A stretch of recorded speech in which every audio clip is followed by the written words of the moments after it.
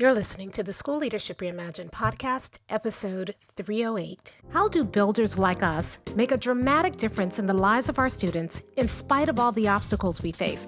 How do you keep your vision for your school from being held hostage by resistant teachers, uncooperative parents, ridiculous district policies, or a lack of time, money, or resources? If you're facing those challenges right now, here's where you'll find the answers, strategies, and actionable tips you need to overcome any obstacle you face. You don't have to wait to make a difference in the lives of the people you serve.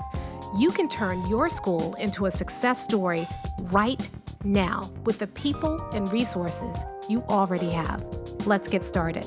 Hey builders, welcome to another episode of the School Leadership Reimagined podcast. I'm your host, Robyn Jackson. And I need to ask you a question. How you doing? Because right now, everybody I talk to is stressed out. There's a lot going on in the world. And a lot of that is seeping into the school building. And so people are really, really stressed. So I was going to do something else on the podcast, but I thought today what I would do instead is to just have a heart-to-heart with you about how builders handle tough times and to remind you that you've got this. Now, before I do that, I do have a few housekeeping things to take care of. First of all, the 100% Collective is open and it is growing. If you are a builder, someone reached out this week and said, well, I can't join the collective because I'm not a principal. But that's why we created the collective. It's not just for principals. If you are a builder, so if you are in any kind of administrative role, if you're an assistant principal or a principal or a district person or a lead somewhere in your building and you are a builder and you want to get access to some of my favorite buildership tools and our monthly masterclasses, then go ahead and go to buildershipuniversity.com/community and join the 100% Collective. Inside, you're going to find all kinds of training. So there's the replay from the master scheduling masterclass. There's a replay from the 5 in, 5 outs training. And that masterclass is probably the most popular one by far. Although the master scheduling one is coming, it's approaching there. There are playbooks. Playbooks are, kind of a step-by-step, here's how you do it. There's one on how to motivate anybody. There's a playbook in there on everything you need from start to finish with your master scheduling process, including a calendar, a year-long calendar, so you can set up your master scheduling process. There's a playbook on how to do student focus groups. There are also tools, and these tools are insane. I even have to say to myself, my team is telling me I am doing way too much, but I'm having way too much fun. So we have all kinds of tools. Like for the master scheduling masterclass, we have example master schedules that are directly aligned to the vision, mission, and core values, so you know what that looks like. We have there's one on interviewing, and so we have one, tools with questions that you can ask during interviews so that you can find the person who's going to be the right fit. I mean, it's so much in there, and I'm not done. There is so much more that we're going to be adding. Every single week, we are adding new tools, new playbooks. And then once or twice a month, we do a live masterclass inside of there. So when you join, you get all the masterclasses, all the playbooks, all the tools, plus a supportive community.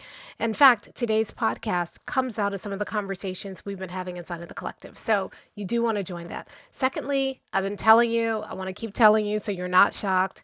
There are changes coming to this podcast, and they'll be coming in the next few weeks. So stay tuned. I think you're going to love them, but stay tuned for those changes. Okay, I think that's it for, one more thing. Every once in a while, I'm not able to do this often, but every once in a while, I take on private coaching and consulting clients.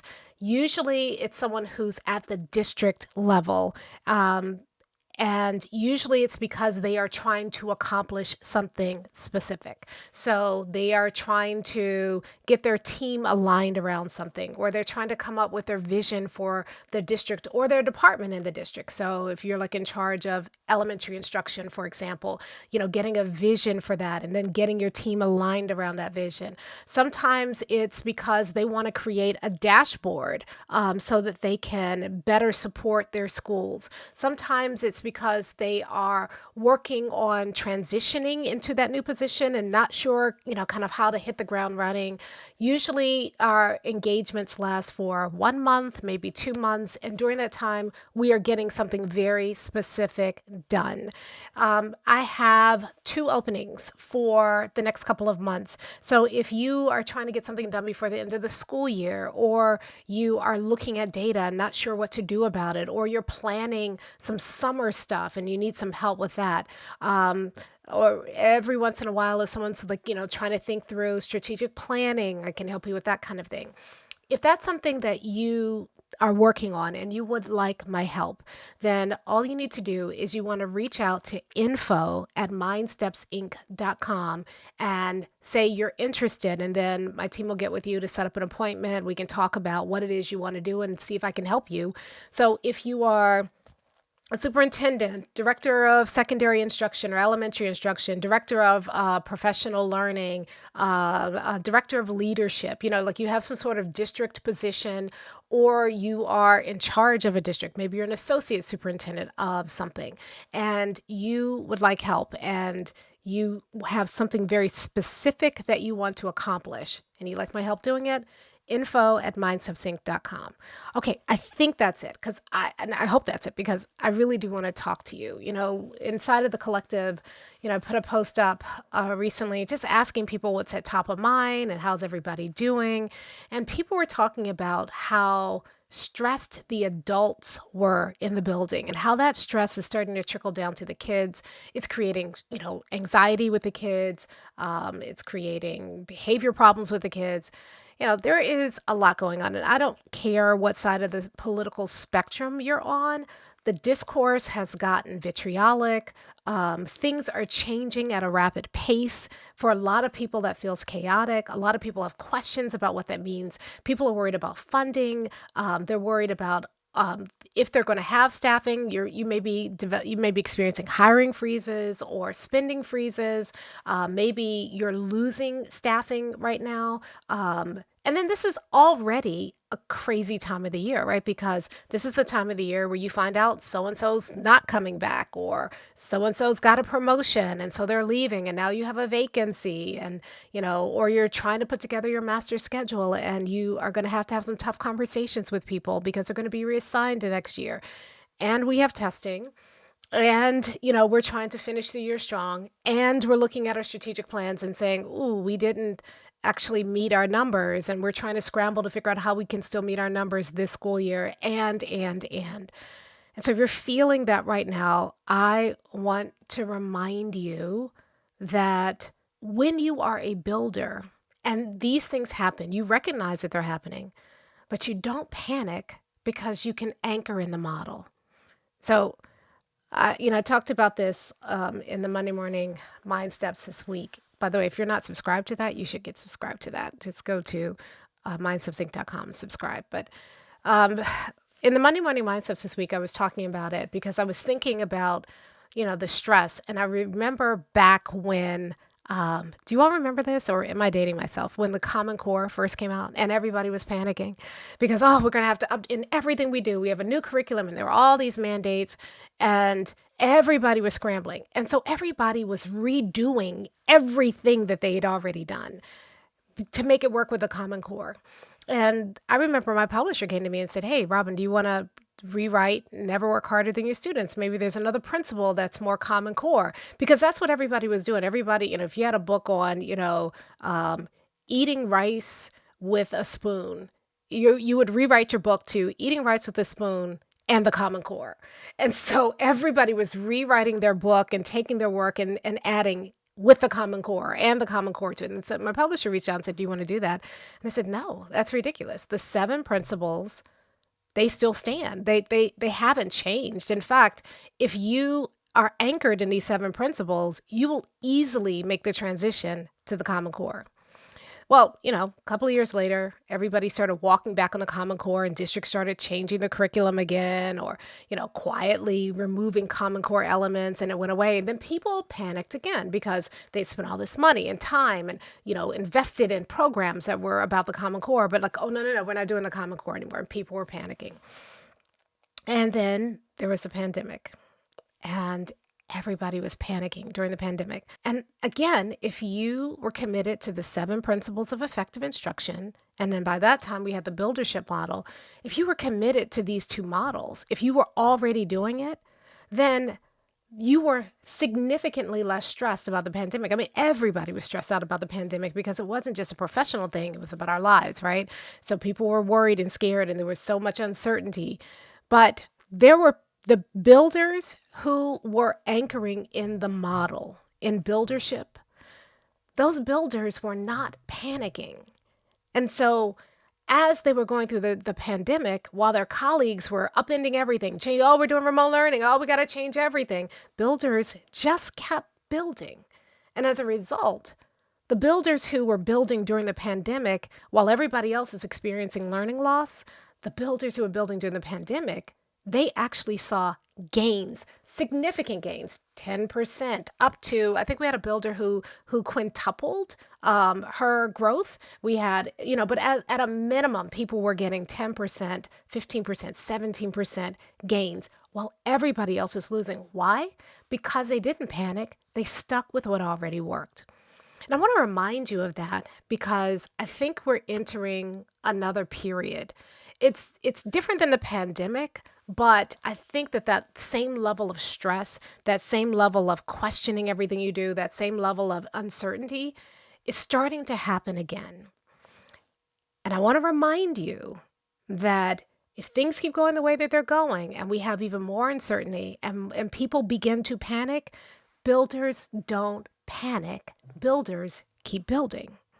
You see, the beauty of having a model, a simple model, is that you can anchor in that model in times of uncertainty. You may not know whether or not you're getting funding. You may not know what how many staff members you're going to get. You may not know what you can and can't teach in your school anymore. You may not know what's going to happen politically. You may not know what's happening with the stock market and whether or not you're going to be able to retire next year or whether you're going to have to wait and work another 10 years to make up all of the law. You don't know any of that. But here's what you do know. You do know that the secret to building a school that serves every kid and helps every kid thrive is very simple. You need 3 things. You need to have a compelling purpose, committed people, and a coherent process. That's it. You don't have to ask yourself, what do we do about this? What do we do about that? You just go back to what you already know. You go back to your model. So right now, there's a threat around DEI work. And people don't even want to say it, right? Because they're worried about getting flagged and, funding getting pulled. And, so depending on where you are in the world, there's this threat around that. But you know what builders are doing? They're not worried about that because they're not focused specifically on DEI. They're focused on 100% student success. So when they're told you can't do this or you can't do that anymore, nothing changes because they are focused on 100% of their students succeeding. You're worried about funding and what, am I going to have enough teachers? And I understand that that's a big deal. But if you are a builder, what do? You build with whatever they throw at you. And the more you have coherent processes, the less you have to worry about staffing numbers because you can adjust. One of the things that we talked about at the master scheduling training that I think was probably the most powerful thing is that you can build a crisis-proof master schedule if it's anchored in not your formulas and your numbers, but in your vision and your mission and your core values. It's a lot easier to build a master schedule that makes sense when you focus on the right thing. Most people give you a, staffing formula, numbers, and you learn how to work the computer program and you plug everybody in and you do scheduling runs. That's not master scheduling. Master scheduling is about being strategic and trying to figure out how do we allocate time and resources so that we can achieve our vision, our mission, and our core values. If you are anchoring in your compelling purpose, then when you get some monkey wrench thrown at you and you've lost 0.7 staff and now you have to reconfigure the master schedule, you don't have to stress out because your vision, mission, and core values will tell you what adjustments you need to make and what adjustments you don't touch. So it gets a lot, decision making gets a lot easier when you are dealing with divisions, deep divisions in your staff. At this point in the year, this is when like all of the pent up stuff starts coming out and people start fighting or maybe you've been through already a tough period in the year and now everybody's just broken and bruised and limping towards the finish line. Well, what do? You go back to your purpose. You get everybody focused on what we can agree about. We can't maybe agree about our politics, or we can't agree about what happened, or we can't agree about, some of the stuff that we argue about in schools. But what we can agree about, because we've already agreed about, is the vision, the mission, and the core values. Let's anchor in that. You see, the beauty of having this model and having this process and thinking like a builder is that it simplifies everything. In a world where things are so complex right now, that's what we need. We need simplicity and we need certainty.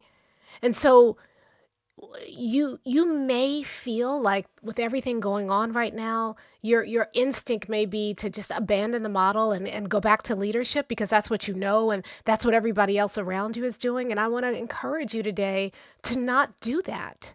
Because if you do that, if you revert back to leadership, which is I got to figure this out and spending late nights tweaking and worrying and stressing and doing this and doing that, in times of uncertainty, all you are doing is you are giving yourself a false sense of security. You can't anchor in that. It will always fail you.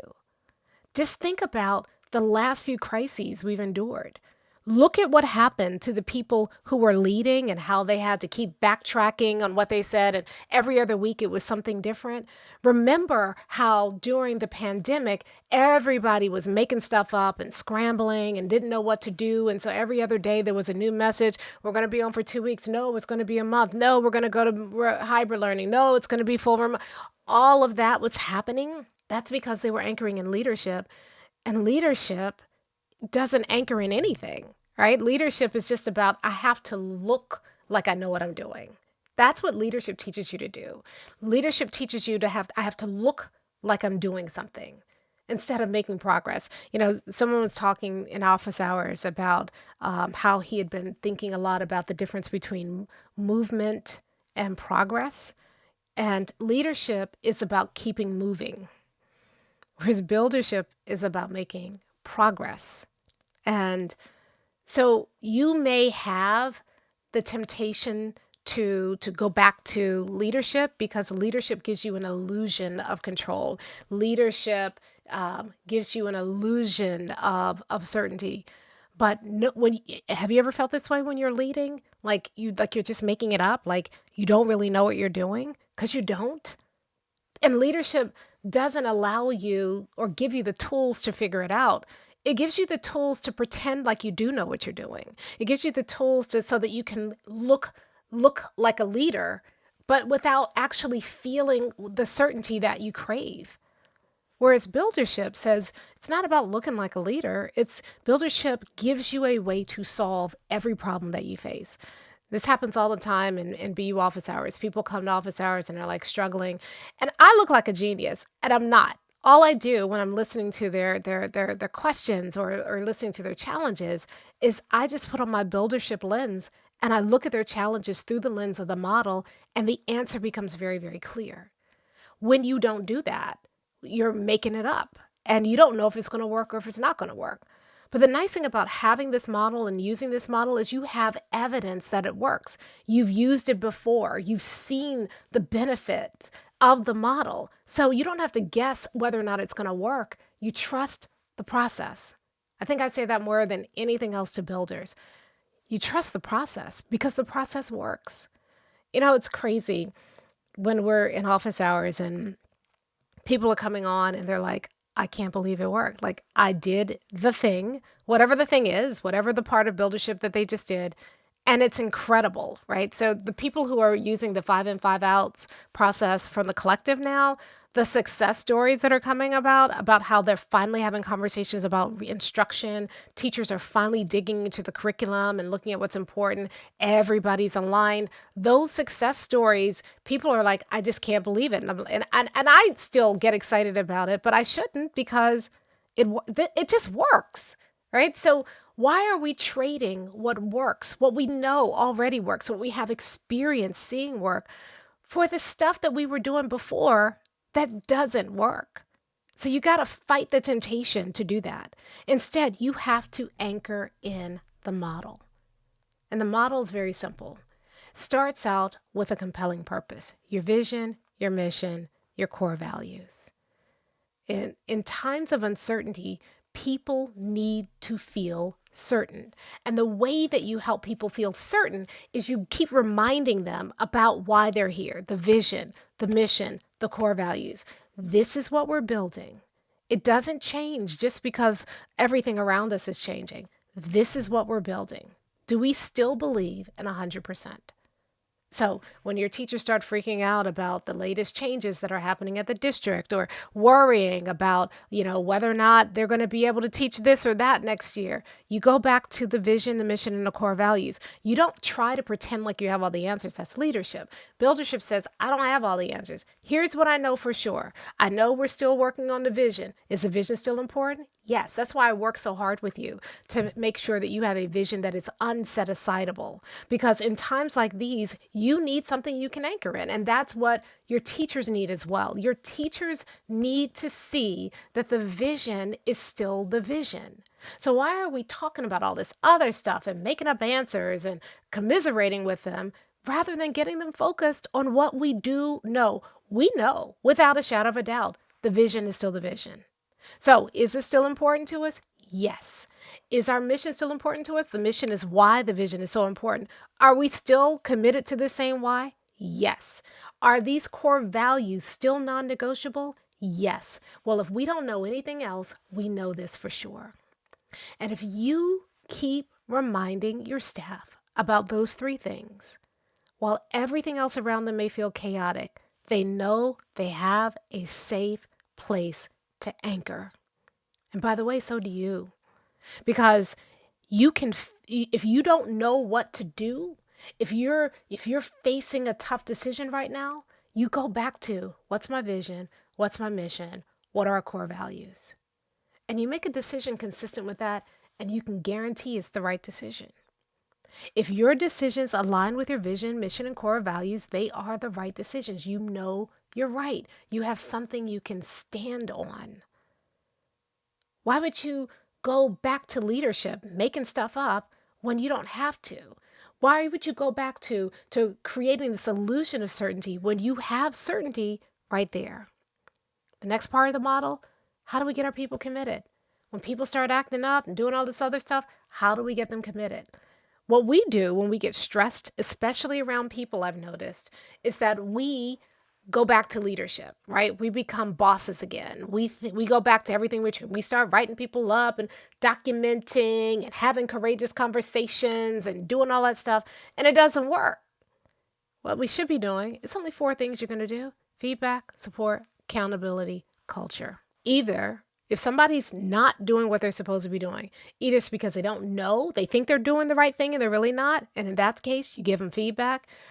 It's because they are trying to do the right thing, but they're struggling, give them support. It's because the right thing isn't clear, so you need a process in place, accountability. Or they've decided, I know this is the right thing, but I want to do this thing instead. And in that case, it's a culture issue. It's only 4. So it's very simple to diagnose and fix. When you are getting pushback, rather than going back to, I'm going to write people up and I need to have this meeting and that meeting and hear this, all of that stuff makes you feel really busy. It gives you an illusion of control, doesn't solve the problem. But here's what will: feedback, support, accountability, or culture. And the beautiful part about it is, if you do these things right, not only does it address the immediate problem, but when you give people the right kind of feedback, you give them ownership over their practice. They begin to take more ownership over their practice. When you give them the right support, you empower them to get better. When you give them the right kind of accountability, you help them to get into alignment and stay in alignment with what you're doing. And when you start working on your culture, you get people meaningfully engaged in the right work instead of engaged in stuff that's tearing your school down. That's it. That's it. You don't have to figure it out. Well, I need a different conversation for this. No, you don't have to do any of that. Those 4 things, which makes decision making a lot easier, which uncomplicates human relationships in your building. It's only one of those 4 options. Once you figure out the right option, you have the tools to be able to go ahead and do it. You don't have to, there's no guesswork. There's no, agonizing and trying to figure it out. You have the tool, you implement the tool, you see the results. And then if things are not working the way they should in your organization itself, if you are struggling or you feel stuck as an organization, you need a compelling process. And the compelling process is only going to be one of 3 things. It's either going to be that you're not working on the right thing, so you need a different pathway. If you have the right pathway, but you're not seeing momentum, then you need to make sure that you are doing everything to execute. And then if you're struggling with execution and you're not sure why, then you need to help your team. You need to up-level your team. That doesn't mean change people on your team, but it does mean giving your team the support they need to take on the work so it's not all on you. That's it. There's not a problem you face in your building right now that can't be solved by either anchoring in your compelling purpose, getting your people committed, or having the right processes in place. And in times of uncertainty, the worst thing you can do is make things more complicated by going out and trying to find another thing over here, another thing over there, another thing over here. The best thing you can do is take something very simple, something you know it works, and just anchor and trust the process. So if you're feeling kind of crazy right now, I don't blame you. The world is getting crazier. If you are stressed out right now, I get it. It's a lot to be stressed out about. If your team is starting to feel stress and pressure and they're cracking under that stress and pressure, I get it. I see it all day, every day. But the solution to all of those things is the same. Trust the process. Now more than ever, you need to be anchoring in the buildership process. It can take the complexity out of the work and keep it simple and straightforward. It can take the work that you already are doing and have to do and take that work and make it mean something. It can take the fatigue out of decision making and help you feel confident in the decisions that you make. It can take the craziness of the world and create some coherence around it. It can take the impact that it's having on your ability to deliver for the kids you serve and make you much more competent at the work that matters most. That's what we need right now. So if you're struggling today, I just want to remind you, you already have the buildership process. Anchor in that process. And if you want support around that process, you've got a couple of options. You can join Buildership University. It's closed right now, but you can get on the wait list. But in the meantime, come on into the community. And the community provides a safe place for you to talk about. You know how like in a lot of the principal groups, people are profiling or they're critical of each other. That's not the community. Is people are supporting. I love the conversations that I'm starting to see inside the community where people are really supporting each other. People can post about things that they're struggling with and there are other people jumping in and helping them find solutions. We're early in the community process, if there's an issue that you have, you can post about it, and who knows, we may create a masterclass or a playbook or a toolkit to help you address that issue. One of the things I love about the community is it's not more work. It's about taking the work you're already doing and making it so much better. So you already have to do the master schedule. Why not do it in a way that is more coherent, easier, You can create a master schedule you're proud of. You're already hiring. Why not hire people who you actually are going to be excited about and proud to have in your building? You're already collecting feedback. Why not collect feedback from students in a way that propels the work forward? The community, it's not about more work. It's about taking the work you're already doing and making it work for you rather than against you. And so if you want some support, if you want to be around people who are finding ways to create calm in the chaos, join us in the 100% Principal Collective. And again, you don't have to be a principal. It's about a mindset, the 100% Principal mindset, and join us inside the community. Now, again, if you are struggling, just want to remind you today, you already have the tools. You have the Buildership Model. You don't have to figure this out. You just have to keep working the model. So those of you who are in BU, this is what we're going to be talking about. If you haven't been to office hours in a while and you are struggling, you need to come to office hours.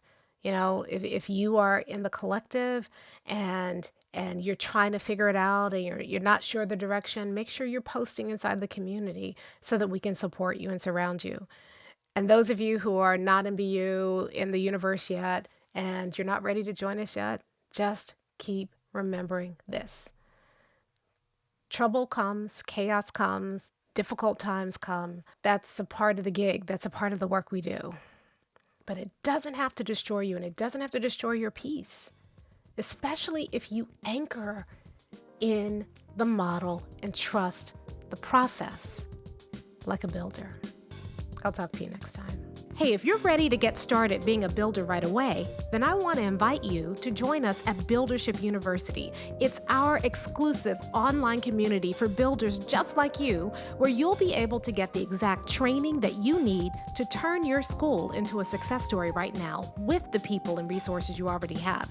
Inside, you'll find our best online courses, live trainings with me, tons of resources, templates, and exemplars, and monthly live office hours with me where you can ask me anything and get my help on whatever challenge you're facing right now. If you're tired of hitting obstacle after obstacle and you're sick of tiny little incremental gains each year, if you're ready to make a dramatic difference in your school right now, then you need to join Buildership University. Just go to buildershipuniversity.com and get started writing your school success story today.